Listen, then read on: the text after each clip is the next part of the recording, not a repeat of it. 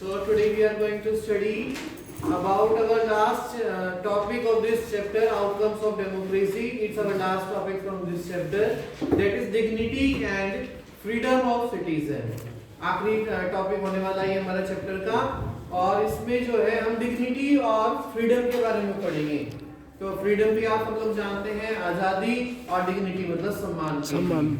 So dignity and freedom of citizen, क्या पता है आप लोगों को कि डेमोक्रेटिक गवर्नमेंट जो है आत्मसम्मान के लिए या लोगों की फ्रीडम के लिए वर्क करती है।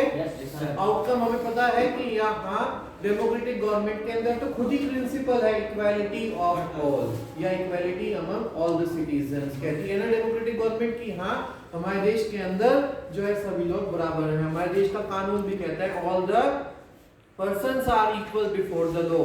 कानून की नजर में भी हमारे देश के अंदर सभी लोग बराबर हैं। Equality and dignity and freedom, तो सब लोग आजाद नहीं है। All the freedom, all the people are free to form और join any association in any country. हमारे देश के अंदर डेमोक्रेटिक गवर्नमेंट का ये भी फीचर है कि वो जो है लोग फ्री हैं, आजाद हैं किसी भी तरीके से किसी भी संघ को, ऑर्गेनाइजेशन को ज्वाइन करने के लिए। तो यहाँ से हमें ये तो पता चल गया आउटकम ऑफ डेमोक्रेसी में कि हमारे देश जो है डेमोक्रेटिक कंट्री होने के बावजूद ये कहता है, उसका प्रिंसिपल है कि हाँ यहाँ के लोग जो है फ्री हैं, आजाद हैं, वो किसी भी तरह के काम को कर सकते हैं। They can practise, propagate any religion, any occupation, any profession. So उसी कॉन्टेक्स्ट में हम पढ़ते हैं democracy and our expectation from its in regard to dignity. हमारी और भी बहुत सारी एक्सपेक्टेशंस हैं डेमोक्रेटिक गवर्नमेंट से। पहली है कि we expect from it that in regard to dignity of an individual, कि ये जो है हर एक आदमी के डिग्निटी के लिए भी से जो है कुछ काम करना चाहिए। जो भी देश के अंदर रह रहा है वो आदमी जो है पर्टिकुलर उसकी डिग्निटी भी मेंटेन करे, ऐसा डेमोक्रेटिक गवर्नमेंट के अंदर देखा जाता है। सबसे ज्यादा हम लोग चाहते हैं कि ये प्रायोरिटी दे किसको, इंडिविजुअल को। उसे इक्वालिटी ऐसा लगन महसूस होना चाहिए कि हाँ सभी लोग जो डेमोक्रेटिक देश के अंदर रह रहे हैं वो इक्वल हैं। लिबर्टी हो, सब लोगों के पास आजादी हो, जस्टिस हो, सब लोगों को जो है न्याय मिले। इन सारी चीजों को हम लोग क्या करते हैं, एक्सपेक्ट करते हैं एक डेमोक्रेटिक गवर्नमेंट से। और आप लोग इसको कंपैरिजन कर सकते हैं, करके देख सकते हैं अपने कंट्री से कि क्या आपके अंदर देश के अंदर भी इक्वालिटी है, सब लोगों को बराबर समझा जा रहा है कि नहीं समझा जा रहा, लिबर्टी है कि नहीं है हमारे देश के अंदर सभी लोगों के पास, या फिर हमारे देश के सभी लोगों को न्याय मिलता है कि नहीं मिलता है। वैसे तो कहने की बातें हैं कि डेमोक्रेटिक गवर्नमेंट के अंदर हमारे देश के अंदर भी प्रिंसिपल बनाया गया कि that all the citizens are equal among the law, कि वो सभी लोग जो है कानून की नजर में इक्वल है। लेकिन बहुत सारे एस्पेक्ट्स जब हम पढ़ते हैं, बहुत सारी कंडीशंस में जब हमने देखा तो इंडिया के अंदर भी ना फ्रीडम है ना ही डिग्निटी है। जैसे कि अब हम पढ़ेंगे, it's difficult to achieve this in a society which have been built long on the, यहाँ पर एक शब्द रह गया long आएगा, which have been built long on the basis of subordinations and domination। कहते हैं एक ऐसी सोसाइटी के अंदर ये दोनों पॉइंट की कमी देखी जा सकती है जिस सोसाइटी को बहुत लंबे समय तक सबॉर्डिनेशन और डोमिनेशन ने घेर रखा हो, सबॉर्डिनेट से चल रही हो या डोमिनेशन से चल रही हो। अब आप जानते हैं हमारे देश को आजाद हुए लगभग 60 ही साल हुए हैं, उससे पहले हमारे देश को भी इन्हीं दोनों कंडीशंस ने घेर रखा था, सबऑर्डिनेशंस ने भी और डोमिनेशन में। मुगल रूलर्स भी हमारे देश के अंदर हुए, अलग अलग राजा आए हैं जिन्होंने डिक्टेटर फॉर्म ऑफ गवर्नमेंट को चला करके भारत के लोगों को बहुत ज्यादा परेशान कर रखा था, डोमिनेट करते थे वो। देखा आप लोगों ने ब्रिटिशर्स जब आए थे उससे पहले भी वो पहले सिपाही भी लोगों को भर्ती नहीं करते थे आर्मी के अंदर, या उन्होंने आकर के इंडिया की हैंडीक्राफ्ट इंडस्ट्रीज को तोड़वा दिया। तो डोमिनेशन तो हम लोगों ने हर एक रूल के अंदर सहा ही सहा है। सबऑर्डिनेशन से जो है गवर्नमेंट चलती थी, कुछ लोग यहाँ के मिल जाते थे उनके साथ और मिलकर के ही हमारे ही डोमिनेशन के लिए वो रिजल्ट सामने आता था। तो इसमें कहा it's difficult to achieve this in an society. इस तरह की सोसाइटी के अंदर ये जो हम लोग पढ़ रहे हैं टॉपिक डिग्निटी एंड फ्रीडम, ये बहुत मुश्किल है अटेन करना, क्योंकि ये सारे की सारी सोसाइटी बहुत लंबे समय तक जो है लोगों की डोमिनेशन के अंदर रही। और डोमिनेशन के अंदर रही उसके बावजूद अब हम लोगों ने डेमोक्रेटिक गवर्नमेंट को अडॉप्ट कर लिया, उसके बावजूद भी अब क्या हो जाना चाहिए कि चेंज हो जानी चाहिए लोगों की थिंकिंग। अब तो यहाँ पर कोई डोमिनेशन नहीं है, कोई सबऑर्डिनेशन से गवर्नमेंट नहीं बनी, मेजॉरिटी से गवर्नमेंट बनी हुई है।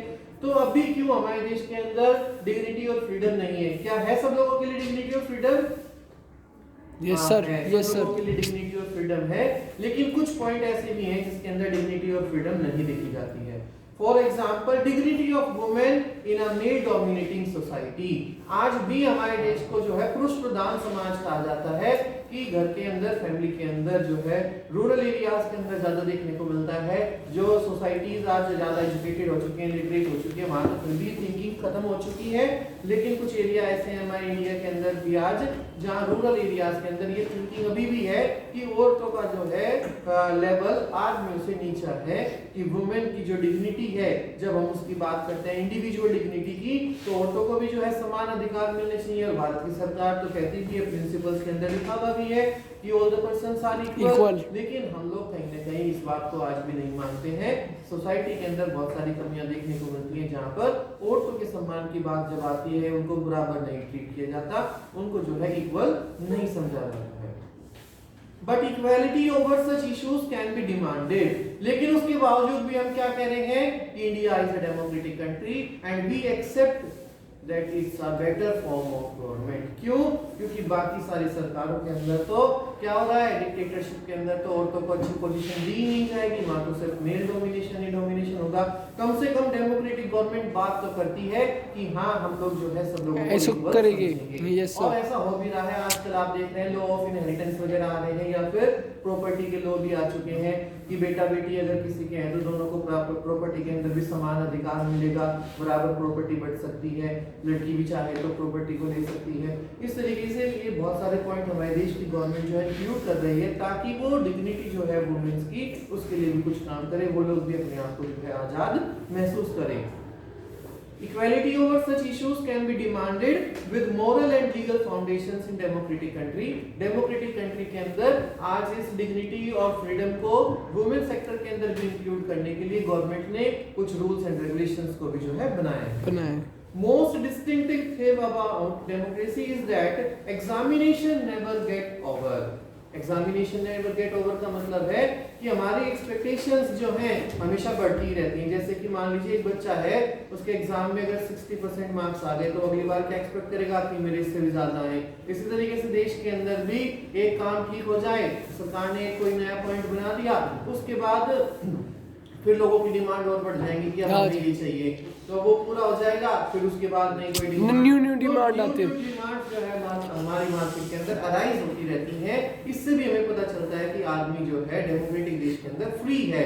क्यों? जब वो डिमांड अराइज कर रहा है तो आजाद है वो अपनी अपनी बातों को रखने के लिए, और कुछ भी एक्सपेक्टेशंस जो है उसकी बढ़ सकती हैं। People always come up with more expectations and many complaints in democracy. Expectation रखिएगा कि ये काम होना चाहिए और वो काम हो जाएगा, उसके बाद फिर उसमें क्या करेगा, वो कंप्लेन करेगा कि नहीं, इस गवर्नमेंट ने इस काम को बहुत गलत तरीके से किया, इसने तो अपने फायदे के बारे में सोचा, इस गवर्नमेंट को ये पॉइंट इस तरीके से करना चाहिए। हर काम के अंदर अपोजिशन में करना ही जरूरी है, कुछ न कुछ जो है नेगेटिविटी ढूंढ करके लेकर के ये आनी है। Complaining people are itself a testimony to the success of democracy. कहा गया है देश के अंदर जब तक कि कोई आदमी कंप्लेन नहीं करेगा ना, तब तक भी देश को जो है सक्सेस नहीं मान सकते। क्यों? मान लीजिए सरकार ने कोई पॉइंट बना दिया और पॉइंट बन करके चुप हो गए, लोगों को पता कुछ चला ही नहीं। अब कंप्लेन कर रहे हैं, इसका मतलब क्या हुआ, लोग उसके बारे में अवेयर हो रहे हैं, जागरूक हो रहे हैं, वो कम से कम पढ़ रहे हैं, या उनकी नॉलेज में वो इश्यूज सारे के सारे आ रहे हैं। और जब वो इश्यूज के बारे में अपनी राय देंगे, तभी तो हमें लगेगा कि हाँ वो फ्री है, सब लोग अपनी राय दे रहे हैं, या वो लोग अवेयर होते जा रहे हैं, जो भी नया पॉइंट उनके पास आता जा रहा है। सो कंप्लेनिंग पीपल, जो पीपल कंप्लेन करते हैं डेमोक्रेसी के अंदर, वाकई में वही डेमोक्रेसी क्या है, सक्सेस की ओर बढ़ती जाती है।